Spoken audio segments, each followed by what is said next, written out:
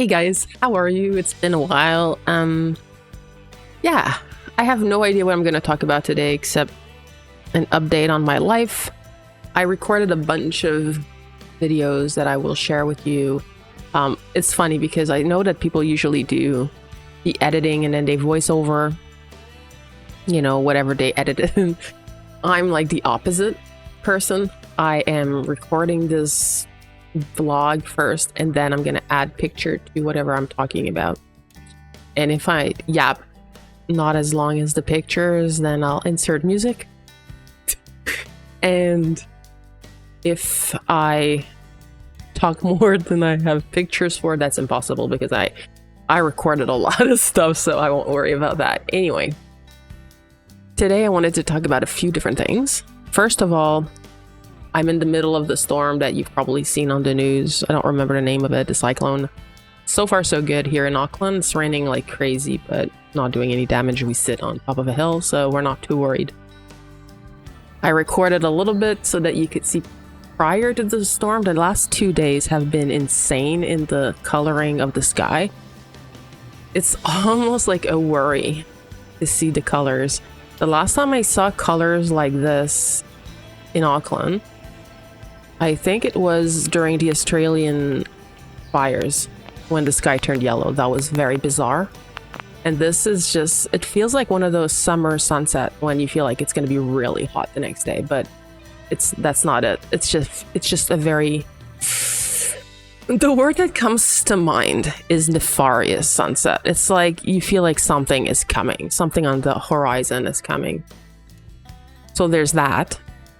Then after the 2-week holiday, most likely the renovations are going to begin, which I'm feeling torn about, but really I'm trying to kind of just remember that whole story, proverb, or I don't really remember what the word would be, but about how you can never really know if something is good or if something is bad. I'm sure you've heard it before. I'm going to butcher it, but it's like that story, that ancient story about this old man who like loses his horse and then his son brings it back with a whole herd of horses, and then as he's training the horses, the son kind of breaks his leg and therefore he can't really go into the war. It's like a back and forth, and the morality is that you can never know if what happens to you is for the better or for the worse. It just is the way that it is, so in that way I'm starting to feel a little bit like that about the renovations, because full transparency, I'm someone who renovates. I am, because I was brought up by a mother that was a very self-sufficient, feminist, strong-willed, determined woman. She was amazing in that way. She was very strong and she could manage to do anything she put her mind to. She was a woman that was ahead of her time, if you want to know the truth. And she is someone that taught me indirectly to be a little bit like that, in the sense of creativity. So like if there's a problem, she would find a million different ways of solving it. That's why I genuinely believe she was an ENFP. She was extremely adventurous and just a very genuinely friendly, and like I said, before her time person. Anyway, I am someone who tends to want to fix problems when I see them, if I notice them. And my home is something that I've probably renovated from side to side. So I pulled out the tiles on floors, sanded, plastered, painted, if there was something to renovate and to do, I would do it. And I learned and I figured it out. But there are things in this house that I just cannot do. I just can't do. I can't, put up ceilings, and I can't, I don't know, replace windows, when they're broken and stuff like that. And throughout the years, a lot of our ceilings, they were made bizarrely, like the material of the ceilings kind of were very office-like, I would say, and they just fell. Not all of them, but some of them. Not every room, but some of them.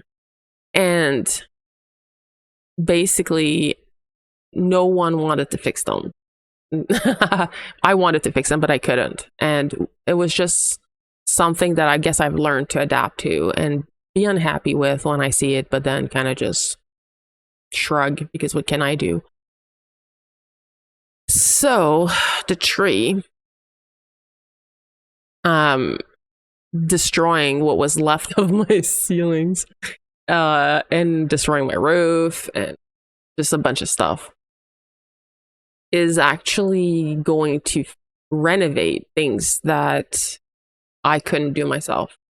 And because we're going to be already in that disaster mode, we're probably going to get them, if they will do it, to fix the rest of those ceilings and the rest of the things that really need to be done.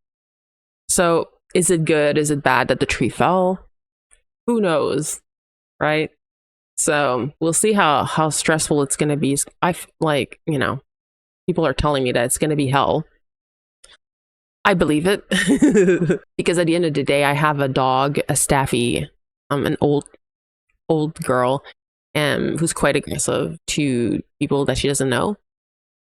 There's going to be a lot of them, so we're going to have to lock her up in a room with the kids or with myself, or and she's going to be very unhappy, and the entire house needs to be basically fixed. So I don't know how this is going to work, and they told us how they're going to be wrapping our house in plastic and 2 meters above the roof line so that they can work on the roof without the rain coming down on them with scaffolds and all that. So it sounds like hell, because also I have 6 cats that need to come in and out of the house, so they'll have to make a hole for them to come through, but not sure how confident the cats are going to be. So yeah, I'm not looking forward to that, but you have to kind of just go with the flow, don't you? So there's that. It's so hot in my room. I was just checking that my fan is on. It's on, but it's really humid. Anyway, otherwise, I wanted to show you guys the tarot deck that I got recently because it's phenomenal. It's the most beautiful tarot pack that I've ever owned. So I'm somebody who uses tarot a lot, not to foretell the future as much as a screen to project my intuition or my feelings onto. It helps me dive into my subconscious, where whatever I'm noticing on the cards kind of give me an idea of what it might mean and what might come. I don't believe in determinism where nothing can change. Like you're doomed. You're doomed from birth. No matter what path you take, you're just going to be doomed. I don't believe in that. I do believe that we have free will and we can change things. So yeah. I also wanted to talk about dreams, my dreams, because I've had so many again. I have this really cool book that my mom bought me in 2016-ish. And this book is where I write my most significant dreams. Except the one about dying, which I like the death dreams that I had. I didn't write it in here because I was too scared of that dream. It scared me so much I didn't even write about it. I just kind of pushed it at the back of my mind. I'm going to put it in now that it's over with, but that's just how I am. I was just too scared, so I didn't write it. I didn't want to deep dive into it, into the symbology of it. So yeah, I am someone who dreams of the same archetypes over and over again. Primarily, I dream about houses where I live, or houses that I've lived in, or houses that don't exist in the real world, but they exist in my mind. And I dream a lot about water. So water is definitely one of my primary archetypes. Water for me represents emotions, emotivity, how much I'm going to be emotionally affected by something. And homes, depending on the room, who's in it, who's there, represents my life, myself, and how I'm doing overall. A lot of what I learned throughout the years about dream analysis came from my great grandma, who taught my grandma, who taught my mom, who taught me. Well, my grandma taught me. My mom never really had those dreams, those kind of dreams. Kind of skipped her. So, anyway, yeah. So, when it comes to dream analysis, it's all about archetypes. It's very personal, even though it's cultural, it's familial. All the meaning of the archetypes depends on the subconscious association between the concept and its definition. Like the expression money doesn't grow on trees. So that's very cultural, isn't it? Dreaming of cats, very different for someone who grew up venerating cats versus someone who maybe, fears the black cat, and that will impact your dream, or at least the symbology of your dreams. So it's really important, if you want to deep dive into your dreams and the meaning of them, that you create a logical system for yourself.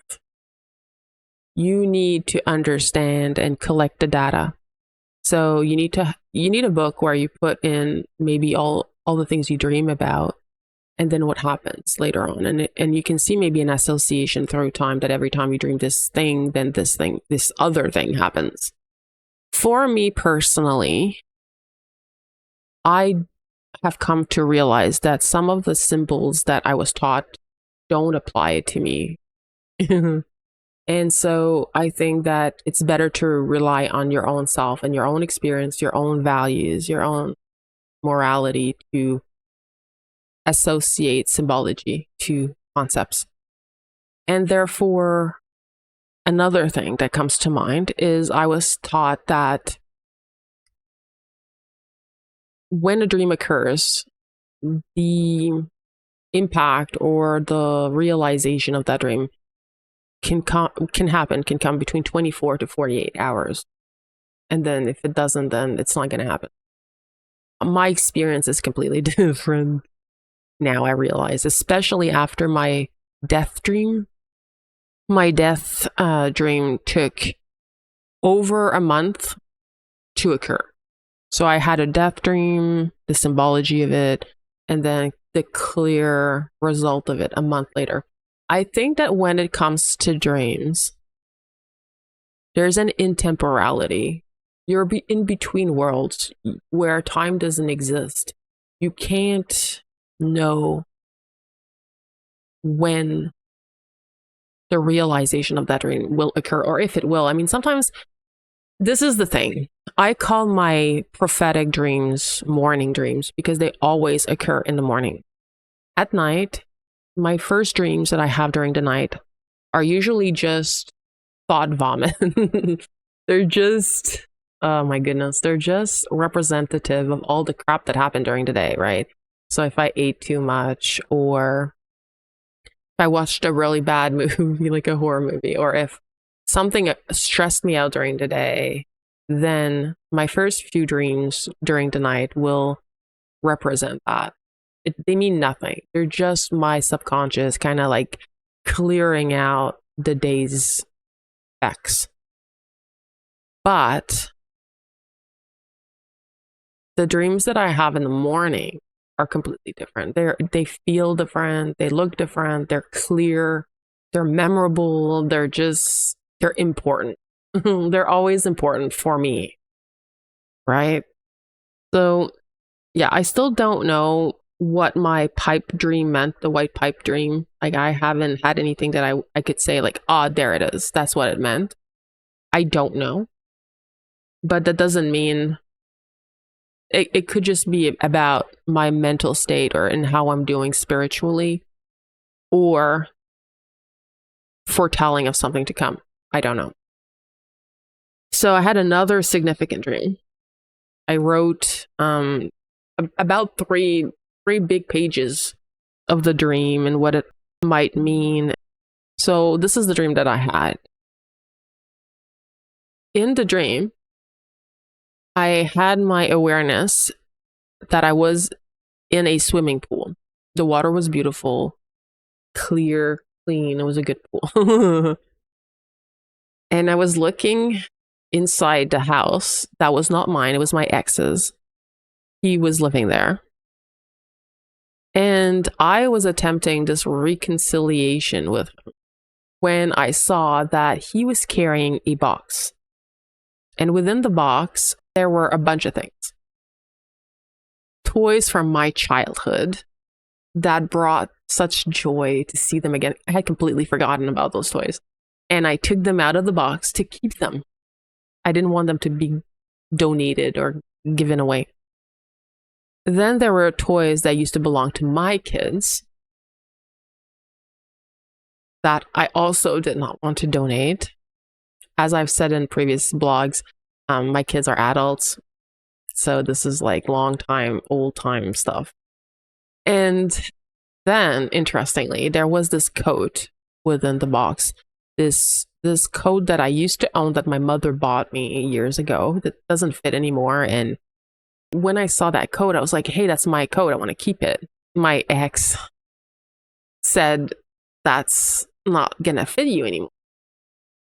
And then I looked inside the size of stuff, and it was like the number 9, which is very significant, right? It means, and it doesn't just mean the ending of things. It's basically in between two moments. It's the cleavage. It's the germination of the end of one and the beginning of another. It's not a time to do something. It's a time to just kind of like let go and observe and just kind of like let things be and let things end. It's a movement, I want to say. So anyway, and then the rest of the box had random things that I just either couldn't identify or didn't care about. And then I just kind of let it go. And he told me he was going to go give it to his ex. And I was like, what ex is that?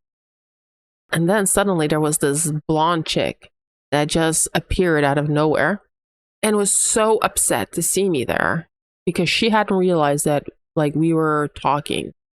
And then I realized in that moment that things were not the way that they appear. So I was not remembering the past in a realistic way, in the sense that there's a lot more to every situation in life than we can believe or know just, through our own 5 senses of experiences. So I did not know about her existence. I did not know about his feelings towards her. I didn't know about their past. There's a lot missing. So when I'm and I'll take myself out of the dream. So when I'm idealizing, let's say the past, I have a dream of idealizing the past, my subconscious is saying, you don't have the full picture. You don't know the reality. It's kind of reminding me of Days at the Morisaki bookshop, where the girl is dating the guy, but she doesn't know that he's dating another girl on the side until the day that he tells her, I'm going to marry her. She'd never had the entirety of the picture. And that's not her fault. You could debate that it's his, but it doesn't matter. We never exactly have the full picture of any situation. So when we idealize something, and this is funny coming from an INFP, but when we idealize something, we have to realize that it's just an archetype. It's not the reality. So my dream about Eric is not about Eric. It's an archetype. It's just an idealization of something that has nothing to do with the reality of the past, right? So that was the first part of my dream. And then this is very interesting to me. Then it became nighttime. Slunk, because it was daytime, and then it became nighttime. And nighttime in dreams usually means that there's a lot of the situation that you are not seeing clearly. You're unaware. Things are happening, cogs are turning, but you are not aware of what's happening. So I look in front of me, and there's this girl, and she seems very spiritual, and she's wearing black, which I hate to say it because it's such a bad omen. But in my dream, I fixed her clothes and I felt happy. These are all bad symbols, by the way. That's why I'm laughing, because I'm not looking forward to explaining them, but at the same time. Anyway, so she's wearing black. I'm fixing her clothes. I feel happy. She looks amazing. And I feel like it's time to go out and like go out to a bar or go out dancing or something. And then I realize that I'm wearing black, and then I'm swishing my skirt around, and I feel good. I feel good. You know, I feel good in my clothes. They're adapted to the moment. So symbolically, if my grandmother was still around, she would tell me, oh no, wearing black, you're going to be in mourning, soon to be in mourning, depression, sadness at night because of something you can't foresee.